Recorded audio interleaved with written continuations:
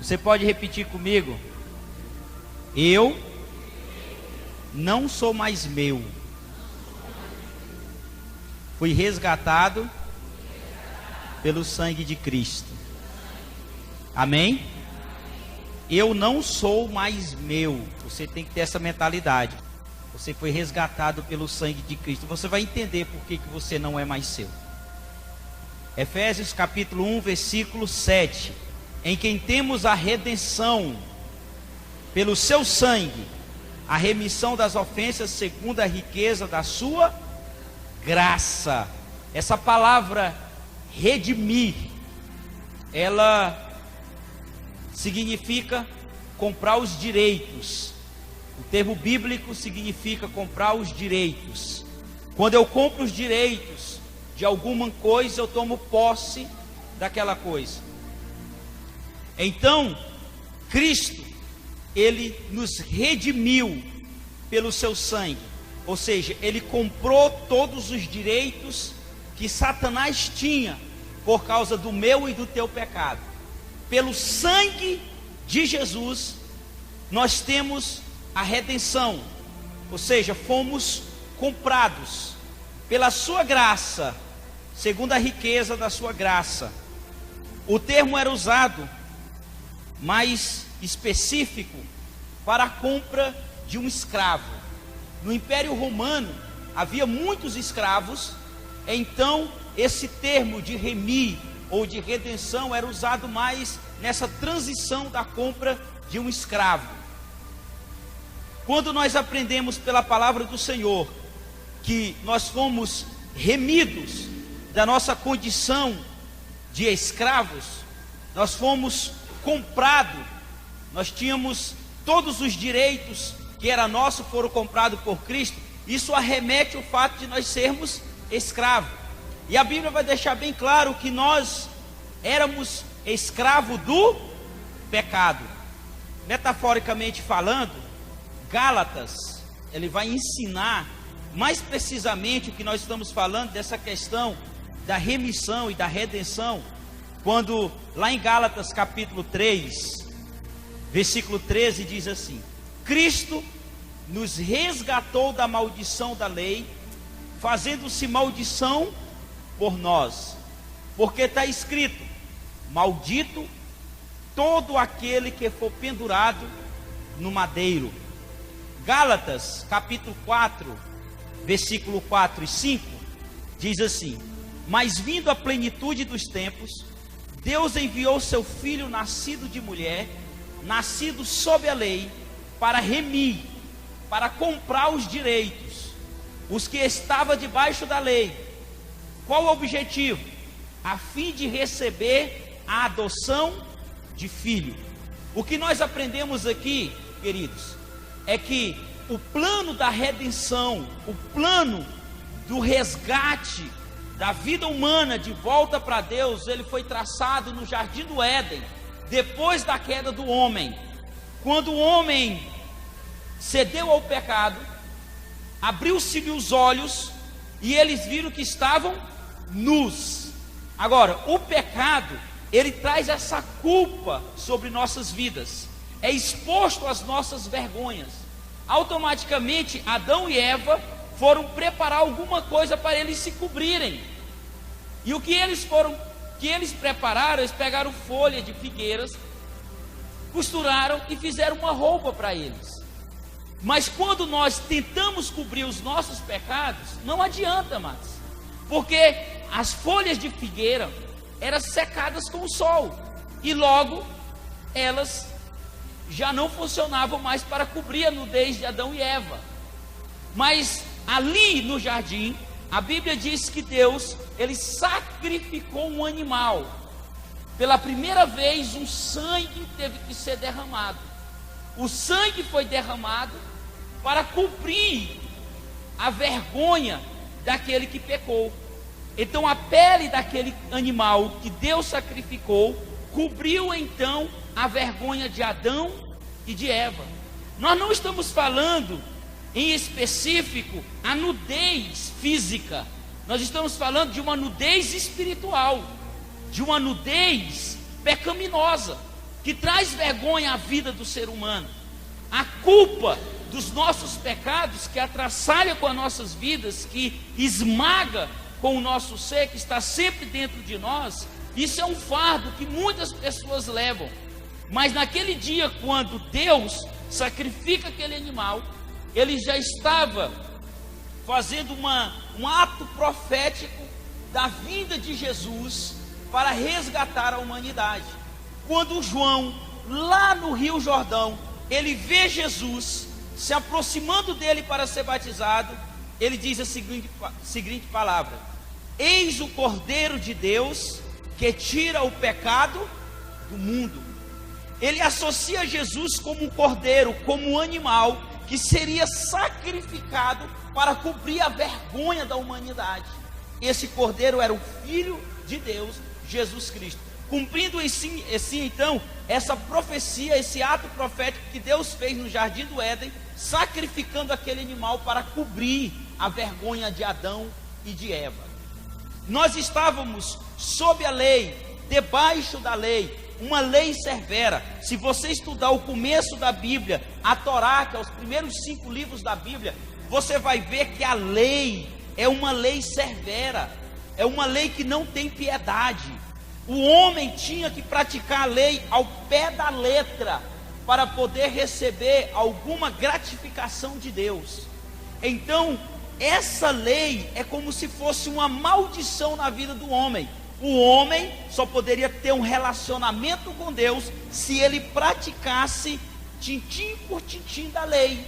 Se ele quebrasse pelo menos uma das leis, da menor que fosse, ele já não era mais digno do relacionamento com Deus. Então essa lei tornou-se maldição. Mas na plenitude dos tempos, no tempo exato, no tempo de Deus, Ele envia o seu Filho ao mundo, nascido de uma mulher, de ser humano, como homem, sob a lei, debaixo desse mandamento da lei, para nos redimir, para nos comprar de volta. Então, quando nós pecamos no Jardim do Éden através de Adão, Satanás ele teve todo o direito da nossa vida. Nós quebramos então o mandamento de Deus através da desobediência. Fazendo assim, Satanás ele teve por direito da alma do ser humano. Deus faz esse projeto de resgate do ser humano e envia o seu Filho, porque o sacrifício tinha que ser perfeito. O homem, para voltar a ter uma comunhão com Deus, ele precisava então anular o seu erro. Mas como ele iria anular o seu erro se ele era um ser defeituoso? O sacrifício tinha que ser perfeito. Por isso Jesus veio em forma humana, porque o sacrifício tinha que ser como homem, carne e sangue. Mas ele foi um homem perfeito. Ele veio e nos resgatou, ele nos comprou de volta através do seu sacrifício. Deus iria matar toda a humanidade por causa do seu pecado, mas Jesus morre então uma vez por toda no lugar de todos, meu e seu. Então com isso ele derrama o seu sangue. Satanás então perde todo o direito que ele tinha seu. Os pecados agora que é meu e seu estão na tutela de Jesus. Jesus faz o que quiser com ele. E o que Jesus preferiu? Perdoar, cancelar, anular, de graça. Você não paga nada, você não faz esforço nenhum para isso, é de graça.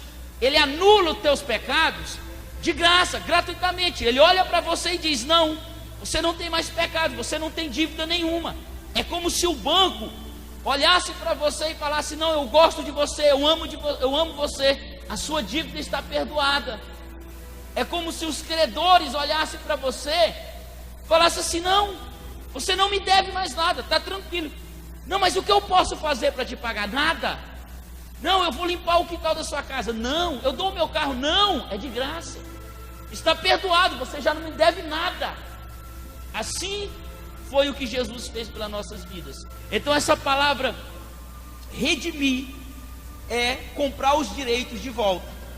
Então, uma vez que Jesus comprou os direitos que era de Satanás, que seriam os teus e os meus pecados, que serviria como condenação no dia do juízo final, agora eu não sou mais meu, eu sou de quem? De Cristo.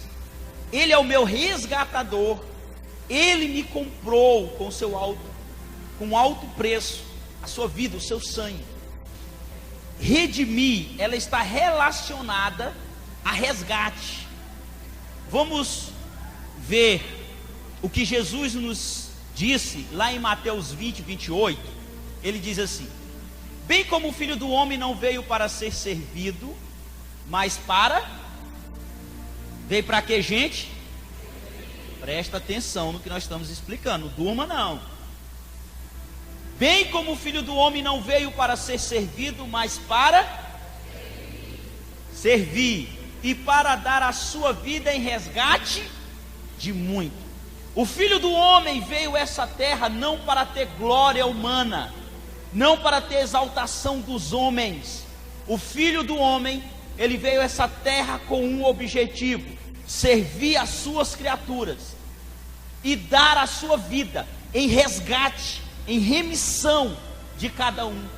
Então, quando Jesus ele vai à cruz do Calvário, os meus e os seus pecados, que seria a acusação que Satanás teria naquele dia para mim, me acusar e te acusar, agora passa a ser de Jesus. Cristão é aqueles que seguem a Jesus. Lá em 1 João diz assim: aqueles que amam a Cristo devem andar como Ele andou. O que Cristo veio fazer a esse mundo? Ele veio servir. Enquanto nós não tivermos a consciência que nós estamos aqui para servir uns aos outros, e não para receber exaltação, e não para ser servido, nós não então entenderemos o projeto de Deus para nossas vidas. E uma das características do cristão é que ele vive para servir. Se ele não serve, não há como falar ou comprovar que essa pessoa é cristã, porque um dos objetivos de Jesus vir a essa terra foi servir e não ser servido. A morte de Jesus na cruz, ela foi uma troca para que Ele tivesse direito às nossas vidas. E isso, amados, só poderia acontecer através do sangue. Vamos ver o que a palavra do Senhor nos diz lá em Colossenses, capítulo 1, versículo 14. Em quem temos a redenção, Ele, Jesus. Paulo está falando à igreja de Colossos em relação ao que Cristo fez por nós. Ele diz: em quem temos a redenção pelo seu sangue. A saber, que redenção é essa? A remissão dos pecados. Agora, amados, entra a boas novas. O evangelho significa boas novas, boas notícias. Então, quando você fala assim: eu vou evangelizar, eu vou dar uma boa notícia para uma pessoa, eu estou evangelizando, estou anunciando a ela algo de bom para a vida dela. Isso é evangelizar. Nós tomamos o termo como religioso, e uma notícia boa para a pessoa, ela não é usado o termo de evangelizar, de evangelismo, porque nós usamos como uma palavra religiosa. Então nós achamos que é só usando a religião, a pessoa só evangeliza se estiver falando de Deus, ou abrindo a Bíblia para a pessoa. Mas você dá uma boa notícia, um médico que diz que você está recuperado totalmente da sua enfermidade, isso é evangelizar, isso é uma boa notícia para você. Então, quando nós formos evangelizar, dá uma boa notícia. A boa notícia é essa: nós, perante Deus, não temos pecado. Quem pode dar um glória a Deus? Você vai dizer: pastor, isso é absurdo. Não é absurdo. Isso é amor. Isso foi o que Cristo fez por mim e por você. Ele te comprou e te amou sem você merecer nada. indigno, falho. Ele te comprou, ele te resgatou. Uma vez ele tendo o direito total da tua vida, ele não te obriga a nada. Ele te deixa escolhas. Ele te dá escolhas. E ele diz assim: olha, faça da sua vida o que você quiser. É como se você comprasse algo de volta que se você se perdeu. Vamos supor, você tinha um escravo e esse escravo foi roubado de você. Então, por algum motivo você perdeu o direito dele. Mas aí você então junta todo o dinheiro que você tem, vende todos os seus bens, vai até aquela pessoa que tem direito do seu escravo e o compra de volta. Resgata aquele escravo agora para os seus poderes. Só que ele não volta mais na condição de escravo, ele volta na condição de livre. Então o resgatador diz para o escravo: a partir de hoje você escolhe morar comigo ou não, viver na minha casa ou não. Você tem escolha. O escravo vai dizer: não, você me comprou, você tem todo o direito da minha vida. Mas o resgatador diz: não, eu te dou liberdade, você é livre para escolher. Se você quer me servir, sirva voluntariamente, mas você já não é mais escravo e obrigado a isso. Foi o que Cristo fez por cada um de nós. Ele nos resgatou, ele nos comprou de volta através do seu sangue. E isso quer dizer que a remissão, ele redimiu, ele pagou todos os nossos pecados. Quando nós estamos falando do termo de redenção, nós temos que trabalhar muito forte em questão da culpa. A culpa, gente. Lá no livro de Romanos, capítulo 3, versículo 23 ao 25, vai nos dizer assim: porque todos pecaram. Presta atenção, igreja. Porque todos pecaram. Você pode repetir comigo e dizer assim: eu sou um pecador. Amados, nós temos uma dívida impagável. Se você doar a sua vida não vale o valor da a sua vida não vale o valor da sua dívida. É uma dívida impagável. Só um sacrifício perfeito anula essa dívida. Então a primeira consciência que você tem que ter: eu sou um pecador. Você está nesse mundo, você já é um pecador. A Bíblia diz que o homem nasce em pecado. Nós já nascemos em pecado. A Bíblia vai dizer que só de andarmos nessa terra nós já somos pecadores. Então não anula ninguém. Começa do pastor e vai até o porteiro da igreja, do presidente da república, o homem de maior autoridade do Brasil, até o mais inferior dos homens, o mendigo, o desvalido, aquele que está lá na sarjeta. Todos são pecadores. A criança que está nascendo agora, ela já nasce pecadora. Embora ela não responda pelos seus atos, porque ela não tem ciência ainda do que é certo e errado, ela é pecadora. Mas a graça de Cristo, esse amor de Cristo pelas nossas vidas, anula todo este pecado. Então o livro de Romanos nos ensina que todos pecaram, eu e você, e destituídos, separados estão da glória de Deus. Na condição em que nós vivemos, nós não temos direito nenhum de se apresentar diante de Deus. Fomos separados da glória de Deus por causa do pecado. Você tem que ter consciência disso. Se você não ter consciência disso, você nunca vai experimentar a graça de Deus na sua vida.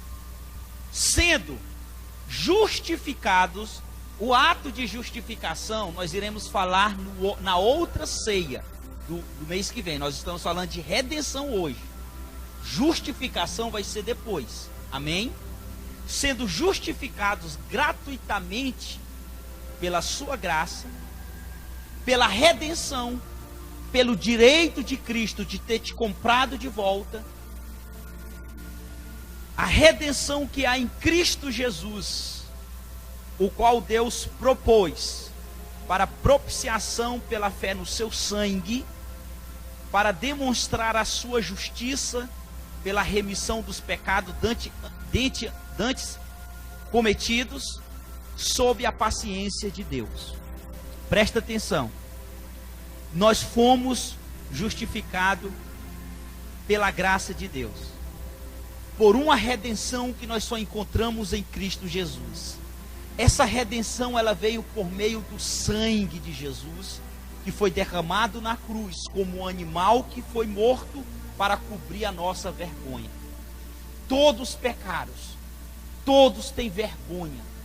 Se eu chamar de um por um aqui na frente, para contar a sua vida do começo ao fim, tem pessoas que param em menos de 10 minutos, porque tem história muito vergonhosa de ser exposta em público.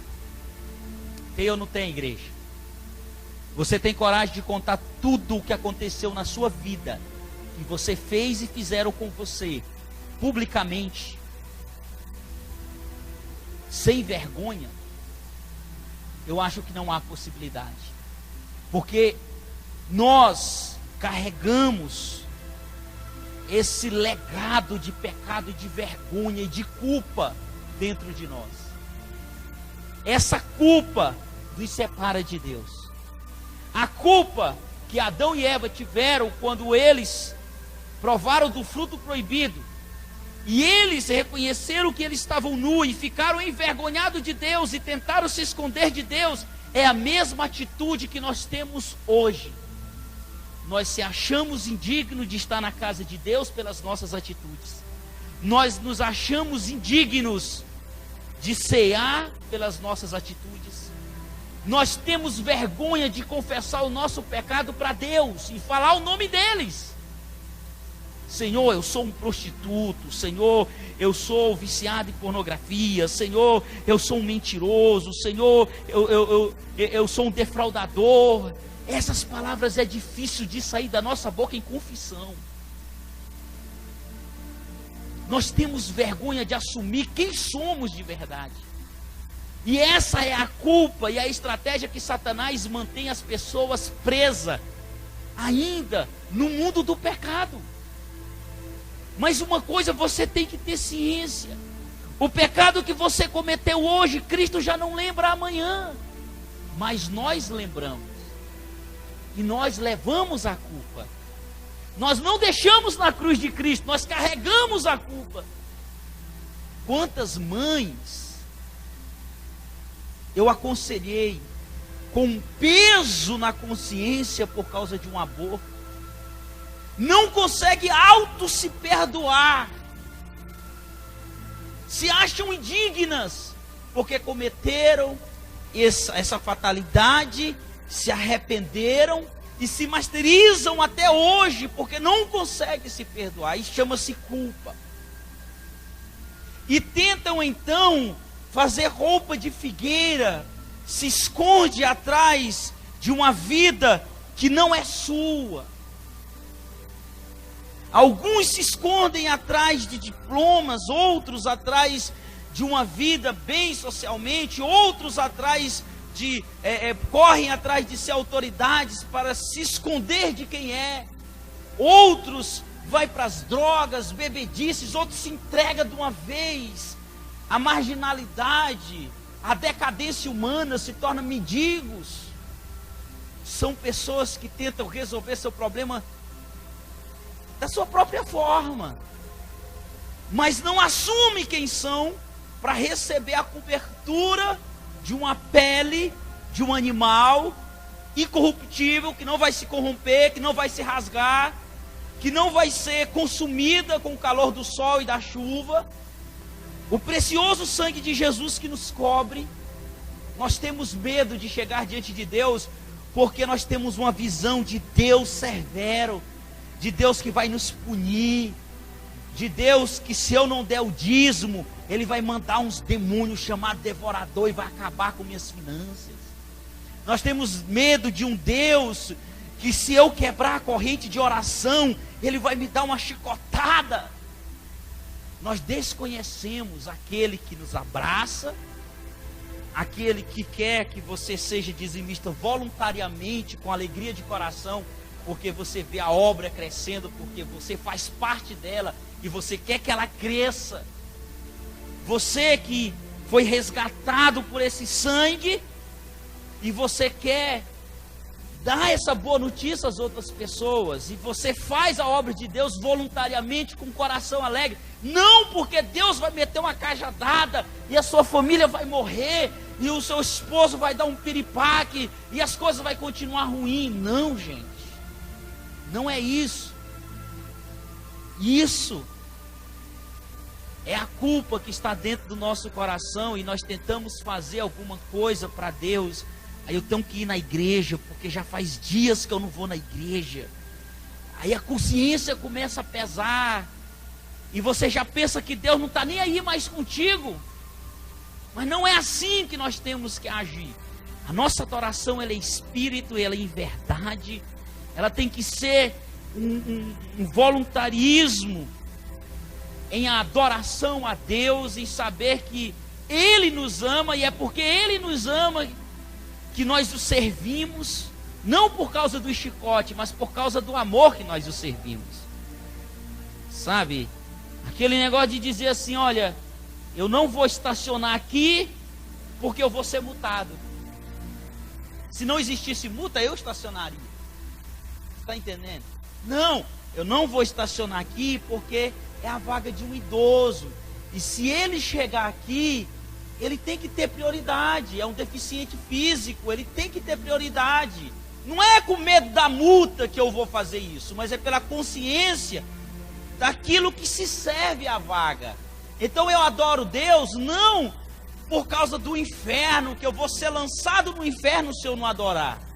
Eu adoro a Deus porque Ele olha para mim e Ele vê eu cheio de culpa, e Ele diz: olha, você não tem culpa.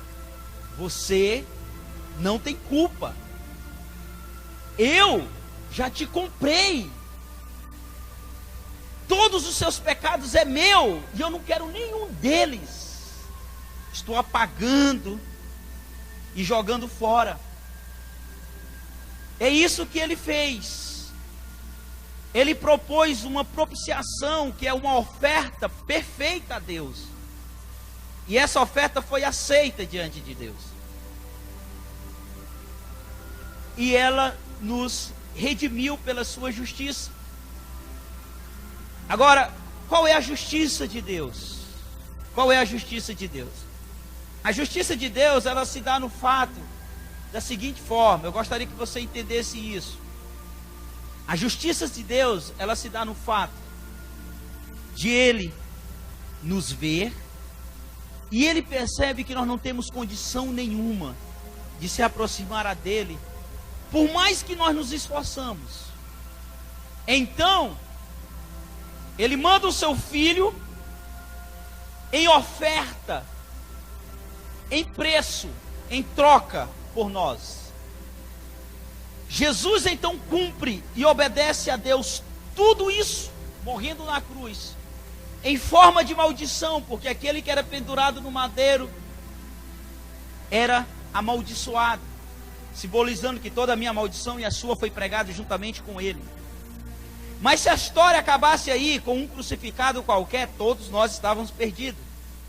Mas pelo fato do terceiro dia, a pedra que envolvia o templo, o sepulcro de Jesus, foi removido, e a morte que estava no corpo de Jesus não tem mais direito, e Ele volta à vida. Isso significa que Deus aceitou o sacrifício.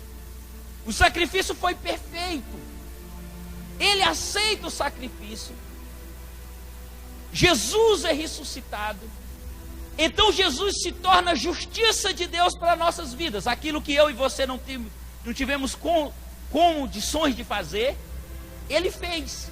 Então todas as vezes que Deus olha para você, Ele não vê você. Presta atenção. Todas as vezes que Deus olha para você, Ele não vê você. Ele vê o ato de Jesus na cruz por ti. Ele vê o sangue do seu filho sendo derramado por ti.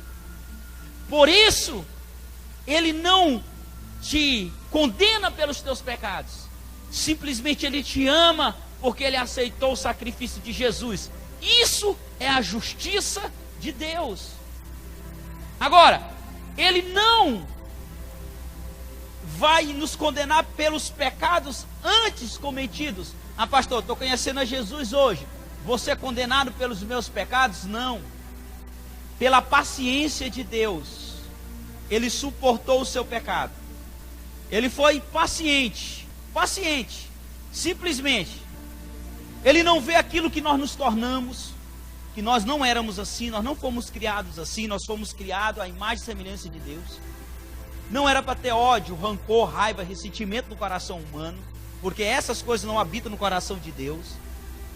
Mas como nós fomos corrompidos pelo veneno da serpente, Deus Ele não vê essas coisas. Ele vê o sacrifício de Jesus antes de ver você. Por isso Ele te ama, pelo fato do sacrifício de Jesus ter sido perfeito. Agora, o que está atrás de você, os seus pecados já não valem mais nada, e você se torna então aceito de Deus. Uma vez você aceito de Deus, você se torna então filho de Deus por adoção. Ele te adota e você é filho dele, com todo o direito de herança do próprio Filho Jesus Cristo. Queridos, o que nós ganhamos com isso? Qual é o privilégio que nós temos da redenção, de sermos comprados por Cristo de volta? De não sermos mais nosso mesmo, nós não temos direito mais sobre o nosso próprio corpo. Por quê? Qual que é o privilégio que nós temos com isso? Primeiro, a vida eterna. Quem pode dar um glória a Deus? Os que foram remidos, comprados por Jesus, eles têm a vida eterna. Vida eterna que não se acaba. Ah, pastor, um dia o senhor vai fazer o meu culto fúnebre. Diga amém. Os mais novos não digam amém. Vocês é que vão me sepultar em nome de Jesus. Eu vou morrer, pastor. Não. Você vai pegar o avião. Quando você morrer, o seu passaporte já foi carimbado. Você já tem uma reserva em algum lugar. Já tem um quarto te esperando em algum lugar na eternidade. Você vai ter uma vida eterna ou uma morte eterna. Apocalipse capítulo 5, versículo 9 e 10. E cantava um novo cântico dizendo: digno és de tomar o livro e de abrir os seus selos, porque foste morto, e com o teu sangue nos comprastes para Deus, de toda a tribo, língua, povo e nação. Cristo, Ele era digno de abrir o livro e desatar todos os selos que tinha, porque com o sangue de Cristo, Ele nos comprou. E ali, na sequência de tribos, língua, povos e nações, está incluído eu e você. Eu e você, queridos. Todos nós aqui presentes, estamos incluídos nessa lista. Você pode dizer amém. Você foi comprado por Cristo, por um alto preço. Então o primeiro privilégio que você tem de ser redimido é vida eterna. Glória a Deus. Segundo privilégio que nós temos, perdão dos pecados. Amém? Quando você diz amém, você está dizendo assim seja. Tá? Que assim seja. Em quem temos a redenção pelo seu sangue, a remissão das ofensas, segundo a riqueza da sua graça. Ele nos perdoou de graça. Ele nos amou de graça. Agora você vai compreender o privilégio que você está tendo de aprender essa palavra de Deus. Enquanto muitos não estão tendo esse privilégio. Não sabem e não estão tendo o privilégio. Olha só. Perdão dos pecados de graça. Você tem que ter convicção disso. Se você não tiver convicção disso, você vai ser presa fácil do diabo. Ele vai te condenar 24 horas. Tenha convicção disso como um cristão. Você tem a vida eterna e os teus pecados perdoados. Terceiro privilégio que nós encontramos da redenção, a justiça de Deus. Pelo fato do sacrifício de Jesus ter sido perfeito, Deus então, Ele olha para você e vê Cristo se sacrificando em teu lugar, te amando. Então Ele não imputa os teus pecados, e Cristo se tornou então a nossa justiça. Porque se pela ofensa de um só, a morte reinou por esse que trouxe a ofensa, o pecado, entrou por um só, que foi através de Adão, e reinou por esse, muito tempo, muito mais os que receberam a abundância da graça. Abundância, algo muito, algo que derrama. Esse copo está cheio de água, mas se ele fosse superabundado de água, ele iria derramar. Quando nós falamos de superabundância, nós estamos falando que o recipiente não suporta a quantidade que é colocada nele. A abundância, você está cheio por completo da graça de Deus. E o dom da justiça, recebemos, amados, muito mais graça e justiça. Agora, reinaremos em vida por um só. Quem é esse? Jesus Cristo. Reinaremos em vida, porque agora você tem abundância de graça e de justiça de Deus. Por mais que o diabo tente te condenar, por mais que ele tente falar, não adianta. A liberdade da maldição do pecado. Cristo nos resgatou da maldição da lei, fazendo-se maldição por nós, porque está escrito: maldito todo aquele que for pendurado no madeiro. Presta atenção, Ele nos resgatou da maldição da lei. Não precisa mais você obedecer à lei de Moisés, não precisa mais você seguir tintim por tintim, porque quando você faz isso, você está sobre a maldição da lei, porque você está tentando por si próprio chegar aos céus, e você não vai chegar por si próprio aos céus. Você fala assim: eu vou fazer 5 dias de jejum consecutivo para Deus me dar poder. Você está tentando, através do seu esforço próprio, barganhar com Deus poder. Não, jejum só serve para uma coisa: para arrependimento de pecado e para controlar os impulsos da carne. A Bíblia está lá assim: quando eu faço jejum é para isso.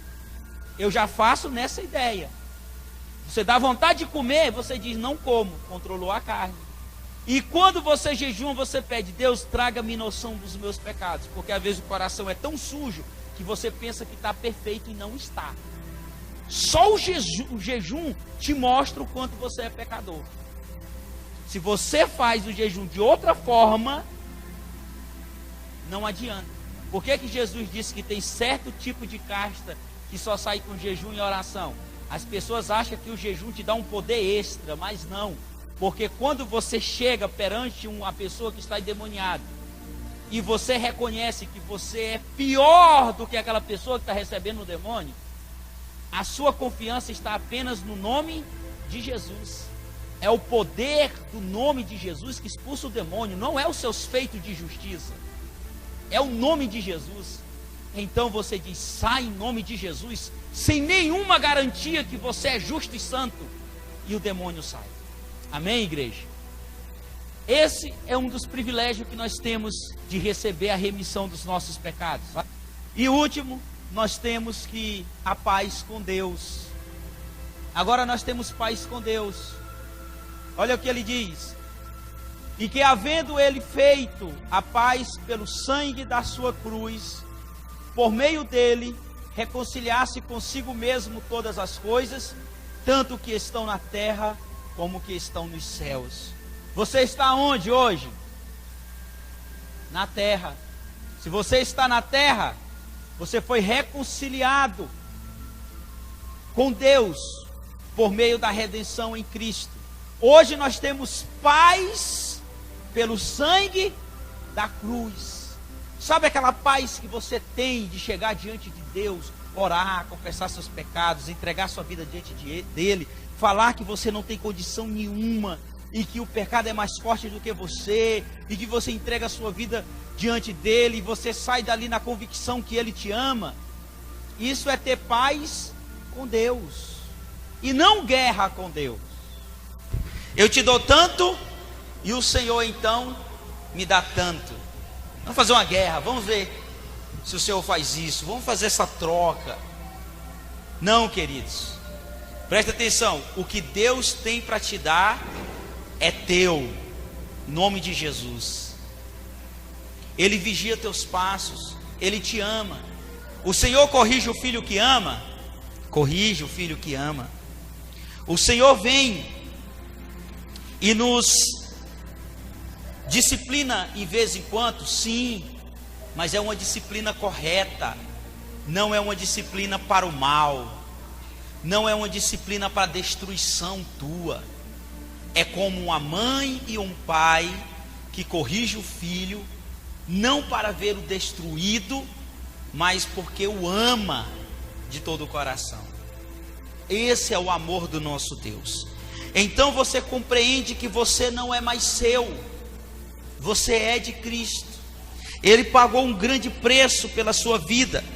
Hoje você tem paz com Deus.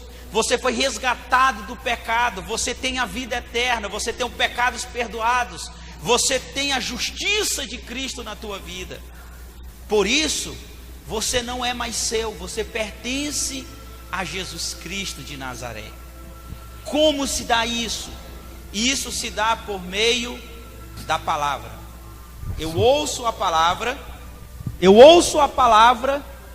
a palavra gera fé. Uma vez eu tendo fé, eu creio que Jesus Cristo é o Senhor da minha vida, confessando isso com os lábios e crendo no meu coração que isso é uma verdade, os meus pecados são perdoados, eu sou redimido, comprado de volta, e então eu tenho toda a proteção do nosso Deus na minha vida. Amém, igreja?